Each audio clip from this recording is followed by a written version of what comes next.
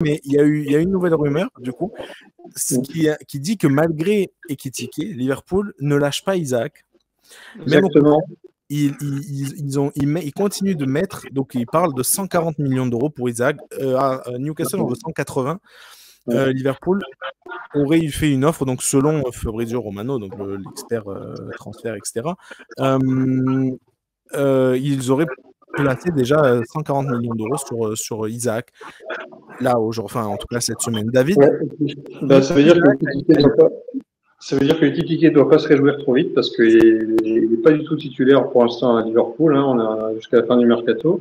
Tout à fait. Et c'est vrai qu'Isaac, ça va peut-être se faire parce que d'autant que Newcastle est en train d'acheter Sesco, qui va remplacer Isaac.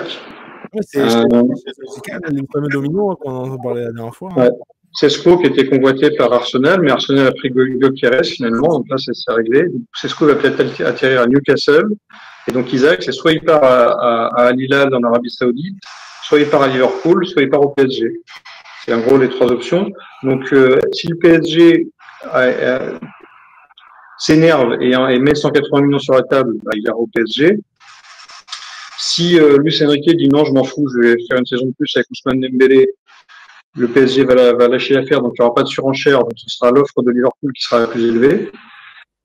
Et le cas échéant, il va aller à Liverpool et Ekitike va se retrouver doublure d'Alexander Isaac à Liverpool après avoir fait le plus gros transfert de sa vie.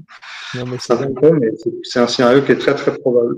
C'est dingue, c'est complètement fou. Et d'ailleurs, juste petit chiffre, tu as vu de Gaulle les 95 millions, ils ont payé. Ouais. Ça fait cher le remplaçant. Ouais. Ça fait cher le remplaçant. Ouais, ça fait très cher le remplaçant. Et surtout, tu as vu, c'est le joueur le plus cher à n'avoir jamais été sélectionné avec sa sélection A. Donc voilà, ça. Ekitike n'a jamais porté le maillot de l'équipe de France. Ouais. Enfin bref.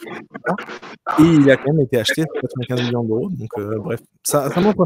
Il y a eu une image assez rigolote hein, sur les réseaux sociaux, mais d'un côté, il y avait 95 millions d'euros pour Ekitike en 2025. De l'autre côté, 95 millions d'euros pour Ronaldo que le Real Madrid avait payé en 2009. Et ouais, il a marqué les dangers de l'inflation. Bon, en effet. Ouais, l'inflation, ça fait mal.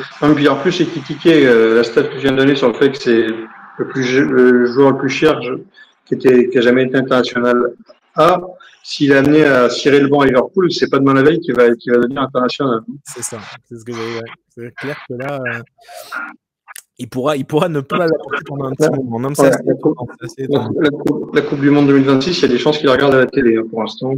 Ouais. Clairement. Donc ouais.